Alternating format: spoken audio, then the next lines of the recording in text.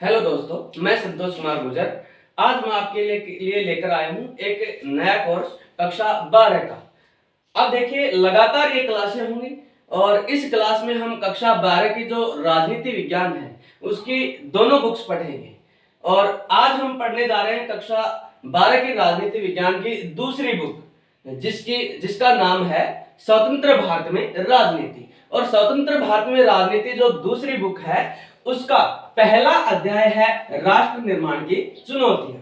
अब देखिए, पहले अध्याय में जो राष्ट्र निर्माण की जो चुनौतियां हैं, देश के एकीकरण में कौन कौन सी चुनौतियां सामने आई थी, भारत आजाद होने के बाद हमारे सामने कौन कौन सी कठिनाइयां थी, कौन कौन सी समस्याएं थी, उन सभी के बारे में आज हम पढ़ेंगे। तो देखिए, 14 और 15 अगस्त की मध्य रात्रि को भारत आजाद होता है।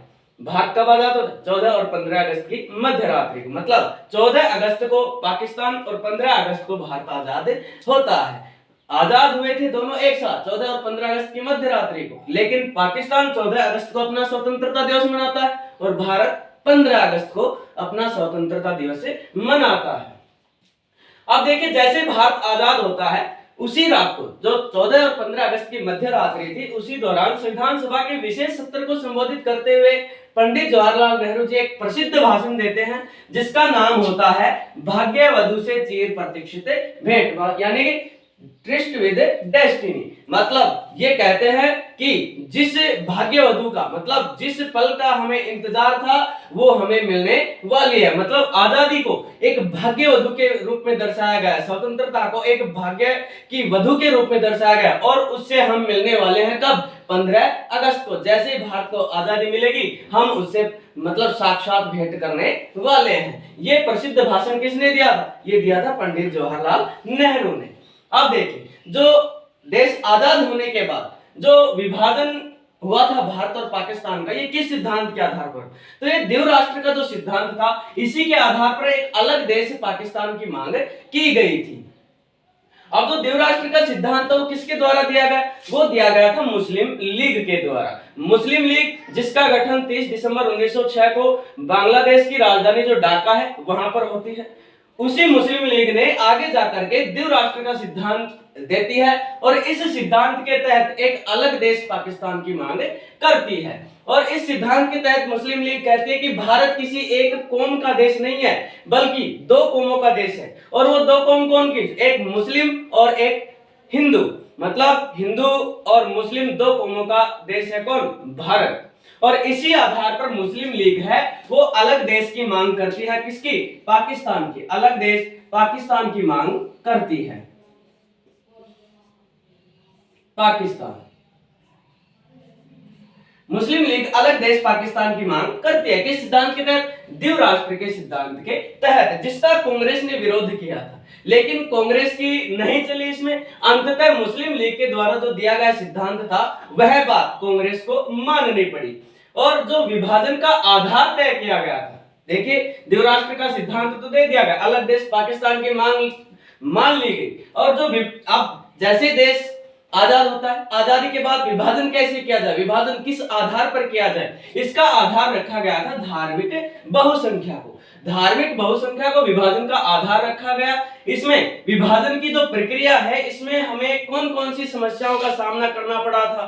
देखिए, धार्मिक बहुसंख्या को तो हमने आधार बना लिया, लेकिन ये कम चुनौतीपूर्ण कार्य नहीं था। मतलब धर्म के आधार पर किसी देश का बंटवारा करना कोई चुनौतीपूर्ण कोई अच्छा कार्य नहीं था, बल्कि एक कठिन कार्य था। लेकिन अंग्रेजों की नीतियां ही ऐसी थी कि फूट डालो राज करो की नीति, और उन्होंने जाते जाते क्या किया? भारत में भी फूट डाल दी, भारत के दोनों धर्मों के लोगों में फूट डाल दी। और फूट डाल करके ये कहते हैं कि जिस क्षेत्र में मुस्लिम बहुल इलाका ज्यादा, मतलब जिस क्षेत्र में मुस्लिम लोग ज्यादा रहते हैं वो पाकिस्तान में शामिल होगा, और जहां बाकी का जो क्षेत्र है वो भारत कहलाएगा। ये किसकी नीति थी? ये अंग्रेजों की नीति थी। इसी के आधार जैसे विभाजन होता है इस आधार पर, धार्मिक बहुसंख्या के आधार पर, तो हमारे सामने अनेक समस्याएं आती है, हमें अनेक समस्याओं का सामना करना पड़ता है। तो सबसे पहली जो समस्या थी हमारे सामने वो कौन सी थी? वो थी मुस्लिम बहुल इलाकों का निर्धारण करना। मतलब भारत में कौन कौन से इलाके हैं जहां पर मुस्लिम लोग ज्यादा निवास करते हैं, ये भी कम चुनौतीपूर्ण कार्य नहीं था, क्योंकि अनेक ऐसे इलाके थे जहां पर गैर मुस्लिम लोग निवास करते थे। तो ये भी निर्धारण करना हमारे लिए कठिन कार्य था कि हमें मुस्लिम बहुल किन क्षेत्रों में मुस्लिम लोग ज्यादा रहते हैं। दूसरा, प्रत्येक मुस्लिम बहुल क्षेत्र पाकिस्तान में जाने को तैयार नहीं था। अब हमने निर्धारित तो कर लिया कि हाँ इस क्षेत्र में मुस्लिम ज्यादा हैं तो इनको पाकिस्तान में भेजा जाए, इसको पाकिस्तान, इस क्षेत्र को पाकिस्तान में मिला दिया जाए। लेकिन एक समस्या और हमारे सामने आकर खड़ी हो गई कि प्रत्येक जो मुस्लिम इलाका था वो पाकिस्तान में जाने को राजी नहीं था। इनमें एक प्रमुख उदाहरण के लिए हमें हमारे सामने पेश किया गया, जो पश्चिमोत्तर सीमांत प्रांत है पूरा मुस्लिम बहुल इलाका था और उसके एक नेता थे सीमांत गांधी के नाम से जिन्हें जाना जाता है खान अब्दुल गफ्फार खान। मतलब खान अब्दुल गफ्फार खान को हम सीमांत गांधी के नाम से जानते हैं, सीमांत गांधी। और ये कहां के नेता थे? ये थे पश्चिमोत्तर सीमांत प्रांत के नेता। इन्होंने जो द्विराष्ट्र का जो सिद्धांत था, अलग पाकिस्तान की जो मांग की गई थी, इसका विरोध किया था, लेकिन इनकी एक बात नहीं मानी गई। अंततः इनको भी विभाजन का शिकार होना पड़ा। तीसरी जो समस्या थी वो हमारे सामने थी पंजाब और बंगाल के विभाजन की समस्या। अब देखिए पंजाब और बंगाल का बंटवारा कैसे किया जाए, ये समस्या भी हमारे सामने एक बड़ी चुनौतीपूर्ण कार्य था। जैसे पंजाब और बंगाल में अनेक क्षेत्र ऐसे थे जहां पर गैर मुस्लिम आबादी निवास करती थी, मतलब हिंदू, सिख, ईसाई ये आबादी भी यहां पर निवास करती थी। तो इसका निर्धारण कैसे किया जाए? तो पंजाब और बंगाल का जो बंटवारा किया गया ये किस आधार पर किया गया? ये किया गया जिलों का जो हल्का है, जिलों का जो प्रशासनिक हल्का है उसको आधार मानकर बंटवारा किया गया। मतलब जिन क्षेत्रों में मुस्लिम हैं उन क्षेत्रों को तोड़ करके पंजाब और बंगाल से पाकिस्तान में शामिल कर दिया गया। मतलब विभाजन का आधार यहां पर क्या माना गया? विभाजन का आधार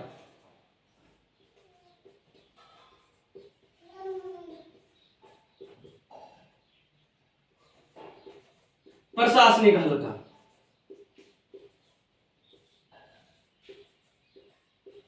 मतलब पंजाब और बंगाल वाले क्षेत्र में जो विभाजन का आधार बनाया गया वो बनाया गया प्रशासनिक हल्के को। मतलब इन क्षेत्रों को ये मानकर कि जहां पर मुस्लिम आबादी है उनको तोड़ करके पाकिस्तान में शामिल कर दिया जाए। और यही क्षेत्र है, यहाँ पर ही सबसे बड़ी जो त्रासदी हुई थी, पंजाब और बंगाल के विभाजन की जो सबसे बड़ी त्रासदी साबित हुआ था वो इसी क्षेत्र में हुआ था। और यहाँ पर दंगे इतनी भयंकर भड़कते हैं कि हजारों की संख्या में लोग मारे जाते हैं। उधर से मुस्लिम लोगों को, इधर से मुस्लिम लोगों को मारकर भेजा जाता है तो उधर हिंदुओं को काट के और मारकर भेजा जाता है।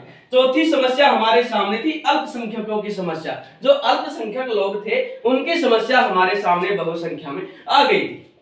अब देखिए अल्पसंख्यकों की समस्या जो थी वो हमारे सामने एक विकट समस्या थी। इन लोगों को अभी तक ये नहीं पता था कि हमारा देश है उसके जो दो टुकड़े हो गए हैं और हम किस देश के निवासी हैं। मतलब ये अपने ही घरों में क्या हो जाते हैं? पराये हो जाते हैं और इनको मजबूरन शरणार्थी बनकर जीना पड़ता है। जो अल्पसंख्यक लोग हैं दोनों ही तरफ अल्पसंख्या में रह जाते हैं। पाकिस्तान में जो हिंदू थे वो अल्पसंख्यक हो जाते हैं, हिंदुस्तान में जो मुस्लिम लोग हैं वो अल्पसंख्यक हो जाते हैं। और दोनों ही तरफ क्या होता है? अल्पसंख्यकों की समस्या है वो बड़ी चुनौतीपूर्ण कार्य बन जाता है और इनको कई वर्षों तक, मतलब लगभग कई वर्षों तक इनको शरणार्थी शिविरों में रहना पड़ता है, मजबूरन शरणार्थी बन के रहना पड़ता है। अब देखिए जो हमने चारों समस्याएं पढ़ी हैं, इसी के बाद जो धार्मिक बहुसंख्या के आधार पर जो विभाजन हुआ था उसमें हमारे सामने जो जो समस्याएं आई थी उनके बारे में हमने विस्तार से चर्चा की। अब हम ये देखेंगे विभाजन के समय क्या क्या परिणाम हुए थे। जो विभाजन हुआ भारत और पाकिस्तान का, उसके परिणाम क्या क्या निकलकर हमारे सामने आते हैं। तो पहला जो परिणाम निकला था वो है आबादी का स्थानांतरण। मतलब एक बड़ी संख्या में आबादी का स्थानांतरण होता है। लोग घर छोड़कर एक दूसरे देशों में जा रहे हैं, मतलब अपनी जमीनें, घर बार सब कुछ छोड़ करके कहां जा रहे हैं? एक दूसरे देश में जा रहे हैं। मतलब अपने ही घरों में रातों रात विदेशी बन गए थे। जब देश आजाद हुआ, जैसे उसका बंटवारा होता है तो उनको सुबह जब वो उठते हैं तो उनको लगता है कि हम विदेशी हो गए, मतलब अपने ही घरों में वो पराये हो जाते हैं। और दूसरा जो परिणाम निकल कर आया था, लोगों में घर बार छोड़ने की मजबूरी बनी। जैसे ही ये पता चलता है कि हाँ हमारे देश का बंटवारा हो चुका है, तो मुस्लिम लोग परिवार छोड़ करके पाकिस्तान में जाने लगे, और पाकिस्तान से जो हिंदू लोग थे वो अपने घर बार छोड़ करके, अपनी जमीन छोड़कर, अपनी जन्मभूमि छोड़ करके वो भारत आने लगे थे। मतलब घर बार छोड़ने की मजबूरी थी, उसको उनको झेलना पड़ा। फिर तीसरा जो परिणाम है वो महिलाओं और बच्चों के साथ जो अत्याचार किए गए। मतलब बड़ी संख्या में जो महिलाओं और बच्चे थे उनके साथ अत्याचार किए गए, और उनके साथ जोर जबरदस्ती की गई, महिलाओं के साथ बलात्कार किया गया, महिलाओं को जबरदस्ती धर्म परिवर्तन करवाया गया, और महिलाओं को धर्म परिवर्तन करवा कर जबरदस्ती उनसे शादियां की गई। तो महिलाओं और बच्चों के साथ वहां पर अत्याचार किए गए। फिर है चौथा परिणाम, हिंसक अलगाव होता है, और बड़ी संख्या में क्या होता है, मतलब बड़ी संख्या में लोगों में विरोध प्रकट होता है, और इस हिंसक अलगाव के कारण लगभग 80 लाख लोग हैं, उनका स्थानांतरण होता है, लोग मारे भी जाते हैं, और बड़ा ही क्रूर जो दृश्य था वो देखने को मिलता। मतलब मुस्लिम लोगों में भी हिंसक अलगाव, विद्रोह भड़कता, और हिंदू लोगों में भी मुस्लिमों के प्रति विरोध भड़कता है, और दोनों धर्मों में आपसी जो सांप्रदायिक जो दंगे हैं वो होने लगते हैं। पांचवी जो समस्या थी, पांचवा जो परिणाम था वो था वित्तीय और भौतिक संपत्ति का बंटवारा। मतलब वित्तीय संपत्ति का बंटवारा किया गया, भौतिक संपत्ति का बंटवारा किया गया। जो भी देश में सामान था, जैसे भारत और पाकिस्तान जिस समय एक था, ब्रिटिश भारत में जो वस्तुएं थी, जो भी सरकारी कर्मचारी थे, टेबल, कुर्सी, टाइपराइटर, रेडियो आदि सभी चीजों का क्या किया गया, बंटवारा किया गया। भौतिक संपत्ति का बंटवारा किया गया, वित्तीय संपत्ति का बंटवारा किया, यहाँ तक कि रेलवे के कर्मचारी और जो सरकारी कर्मचारी थे उनका भी बंटवारा कर लिया गया। मतलब सभी बर्तन भांडों का क्या किया गया, बंटवारा किया गया। तो ये क्या थे, ये विभाजन के परिणाम हमारे सामने थे। ये 5 परिणाम हैं, और ये जो 4 समस्याएं हैं ये विभाजन के समय हमारे सामने थी, और ये 5 परिणाम थे, ये विभाजन के बाद हमारे सामने जो विभाजन हुआ था उसके परिणामों के रूप में हमारे सामने आते हैं। अब देखिए, आजाद भारत में जैसे भारत आजाद होता है, समस्याएं हैं उनसे निपट लिया जाता है, तो आजाद भारत में लगभग 2 बातों पर सब लोगों की सहमति बन जाती है। पहली बात ही कि देश का शासन था वो कौन चलाएगा, मतलब इस बात पर सहमति बनती है कि देश जैसे ही भारत आजाद होगा, और आजाद भारत में देश का जो शासन है वो किसके द्वारा, वो एक लोकतांत्रिक सरकार के द्वारा चलाया जाएगा। मतलब किसके द्वारा, लोकतांत्रिक सरकार के द्वारा चलाया जाएगा। और दूसरी जो जिस पर सहमति बनी थी, दूसरी जो बात है वो है सरकार सबके भले के लिए कार्य करेगी। सरकार क्या करेगी, सरकार सबके भले के लिए कार्य करेगी, और इसमें जो गरीब और निचले तबके के लोग हैं, अल्पसंख्यक जो लोग हैं, उन पर विशेष ध्यान दिया जाएगा, उनको विशेष लाभ दिए जाएंगे। मतलब गरीब लोगों के उत्थान के लिए सरकार कार्य करेगी। इन दोनों बातों पर सबकी सहमति बनती है। तो आज हमने पढ़ा था कि भारत आजाद होता है, और सिद्धांत दिया द्विराष्ट्र सिद्धांत मुस्लिम लीग ने, और फिर विभाजन की जो समस्याएं थी, विभाजन के जो समस्याएं थी उनके बारे में हमने पढ़ा है, विभाजन के जो परिणाम है उनके बारे में पढ़ा है, और पंडित नेहरू जी ने जो भाषण दिया था प्रसिद्ध ट्रिस्ट विद डेस्टिनी, उसके बारे में पढ़ा है संविधान सभा को संबोधित करते हुए।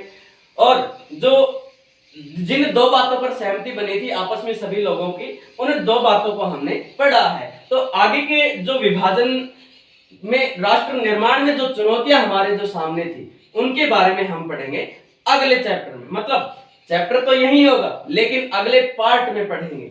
और तब तक के लिए नमस्कार, जय हिंद।